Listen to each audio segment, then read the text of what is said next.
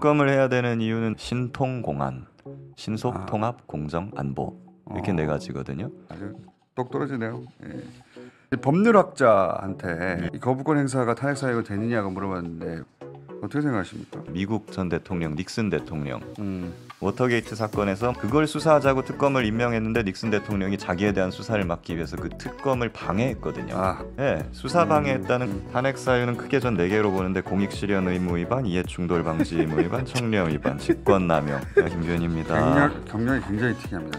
해병대 예비역연대 이 화면에 이 세상명 관련해서 예비역대 등장해서 시위하거나 집회할 때 잘 찾아보세요. 김기현 변호사 거기 껴 있습니다 항상. 근데 예비역연대 법률 자문을 맡고 계시죠? 네, 그리고 이제 박정훈 대령 변호인단에서도 활동하고 있고요. 해병대 출신이시죠? 네, 해병대 천사 13기 병장제대 했습니다. 그리고 검사 출신이시죠? 작년 2월까지는 검사였습니다. 얼마나 독특한 커리어입니까? 예, 검사 출신이고 해병대 출신이고 지금은 예, 해병대 법률 자문을 맡고 계시고 지금 박정훈 대령을 또 변호하고 계시고 저도 이렇게까지 될 줄은 몰랐습니다. 대통령이 이제 거부권을 행사했단 말입니다. 일단 네. 해병대 예비역연대 내부의 반응은 어떻습니까? 네, 예비역들은 이 사건 초기부터 굉장히 분노하는 입장이었습니다. 네, 임성근 사단장이나 김계환 사령관 이런 사람들이 지금 해병대 지휘관으로서 책임을 보여주고 이렇게 해야 되는데 책임을 부하한테 다 떠넘기고 있지 않습니까? 그렇죠. 그리고 자기는 모면하려고 혼자 그러고 있고 그런 모습 보면서 해병대의 명예가 땅에 떨어졌다고 생각하고 그래서 예비역들이 이렇게 나서게 된 겁니다. 사단장이 자기 지휘 안 했다고 계속 얘기하는 거 아니에요? 말이 안 되는 거지 않습니까? 이미 카톡으로 뭐 사단장 지시사항 뭐 무릎까지 들어가라 뭐 이렇게 하고 물에 들어가서 입수 수색하는 거 사단장한테 보고했더니 공부 활동이 훌륭하게 이루어졌구나 이렇게 칭찬한 것도 나오지 않았습니까? 자기 부하가 다 시켰다는 거 아니에요? 자기는 아무것도 안 하고. 예. 거꾸로 보통 그럴 경우 지휘관이 그 중간 과정은 생략하고 최종 책임은 내가 지겠다 보통 그렇게 하잖아요. 그렇죠. 역대 해병대 사단장이나 장군들을 보면은 대부분 내가 그만두고 책임을 지겠다. 부하들 건들지 마라 이런 멋있는 모습 보여줬던 장군들 많이 있습니다. 네, 근데 이 경우는 본인이 지시한 정황들이나 문건들이 있는데 저는 안 했고요. 부하들이 현장 지휘관들 잘못한 거예요. 계속 그 얘기하고 있죠. 예. 절대 장군이 되어서는 안 될 사람입니다. 명예훼손과 관련돼서는 알아서 해결하시고요. 그렇죠. 자 이제 검사를 경험하셨으니까 예. 지금 특검으로 한다는 절차에 대해서 이거 공수처나 뭐 검사들 하면 되지 왜 특검으로 가냐 대통령실 그렇게 말하거든요. 뭐라고 하시겠어요? 검사 출신이기 때문에 제가 너무도 잘 알고 있죠. 그죠? 특검을 해야 되는 이유는 저는 크게 4가지 키워드로 설명을 합니다. 4가지나? 예. 신통공안, 신속 통합 공정 안보 이렇게 4가지거든요. 설명해 주세요. 일단 신속 공수처가 사건 접수 압수수색까지 5개월 걸렸습니다. 그리고 압수물 분석하는 데만 3개월이 걸렸어요. 수사팀이 인력도 자원도 굉장히 열악합니다. 그렇죠. 공수처 작죠. 예, 그리고 공수처가 지금 둘로 분열돼 있다는 첩보가 있어요.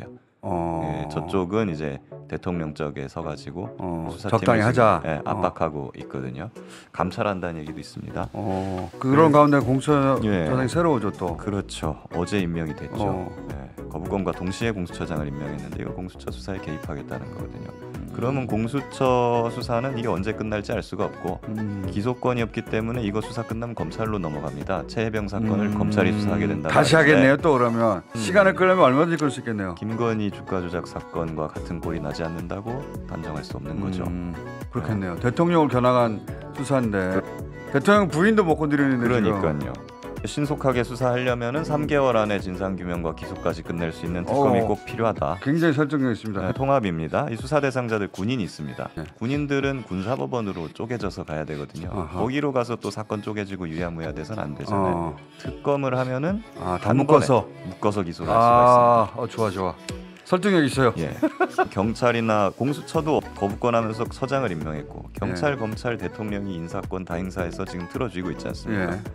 당연히 특검이 거기보다 공정할 거라는 거는 누가 봐도 명백하죠. 대통령이 본인이 인사한 사람들인데 그 사람들이 대통령을 수사할 수 없죠.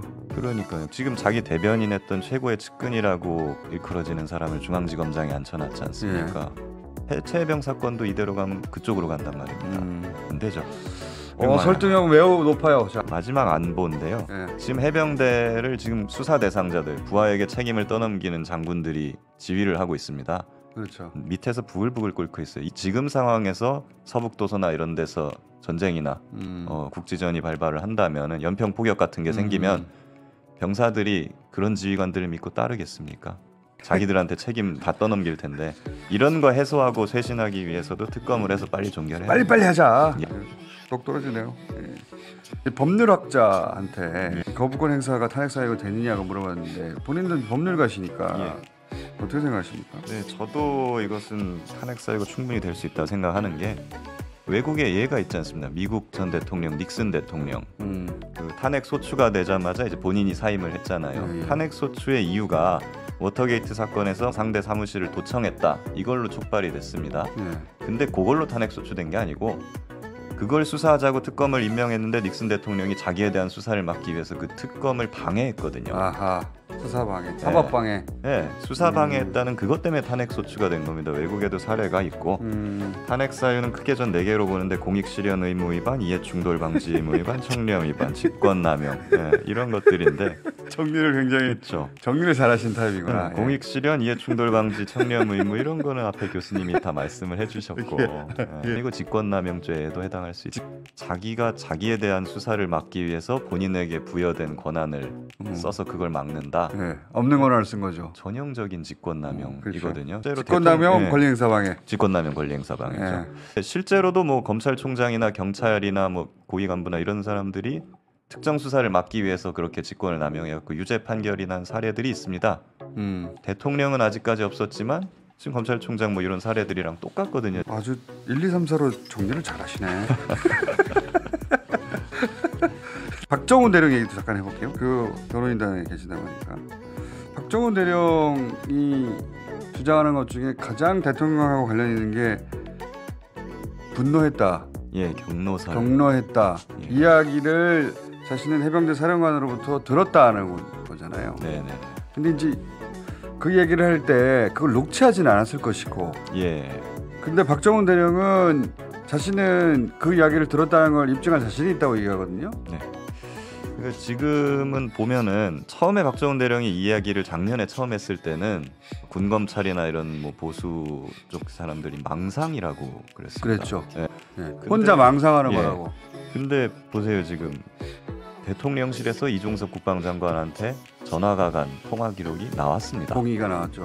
그리고 공직기강 비서관 이시영 비서관이 법무관리관이나 이런데 수십 차례 통화를 해가지고 뭐 기록 회수하고 뭐 하고 그런 개입했다는 정황이 나왔고 안보실에서도 해병대에다가 수사 자료 달라 이렇게 요구했다는 몰래 달라는 취지로 많이 나오고 있지 않습니까? 결국 대통령실 개입 정황이 다 나오고 있어요. 박 대령 말이 맞는 겁니다. 대통령의 참모들이 일찍 움직인 정황은 확실히 나오죠. 그렇죠. 그리고 이걸 잘 봐야 돼요. 대통령실이 그냥 단독으로 참모들이 그냥 개인적으로 움직인 게 아니라는 것이 안보실에서도 움직이고 공직기강 비서관실에서도 움직입니다.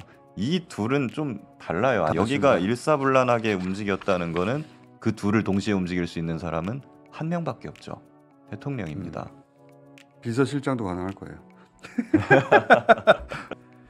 그 박정훈 대령 측에서 자신하는 예를 들어서 사령관하고 대화할 때 그걸 녹취하지는 않았겠지만 뭐 그 이후에 메모라든가 혹은 본인이 그 들은 이야기를 부하한테 즉시 전달했다든가 간접적으로 입증되는 정황들 있잖아요. 어제도 김계현 해병대 사령관하고 박정훈 대령을 공수처에서 대질 조사를 하려고 했습니다. 박정훈 대령은 언제든지 해도 좋다는 입장이고요. 본인이 들은 이야기를 정확하게 말할 수 있으니까. 근데 김계한 사령관은 자기가 해병대 사령관인데 부하랑 대질하면 해병대 지휘를 할 수가 없게 된다는 이상한 논리를 들면서 이제 극구 거부했어요. 말할 수 없는 고통이라는 말도 했어요. 그런 걸로 봤을 때 특히 저는 검사로서 뭐 범죄자들이 거짓말하는 걸 엄청나게 많이 봤잖아요. 근데 그런 걸로 다 미뤄 보면은 아니 왜 대지를 거부를 합니까? 나오신 지 1년 됐어요?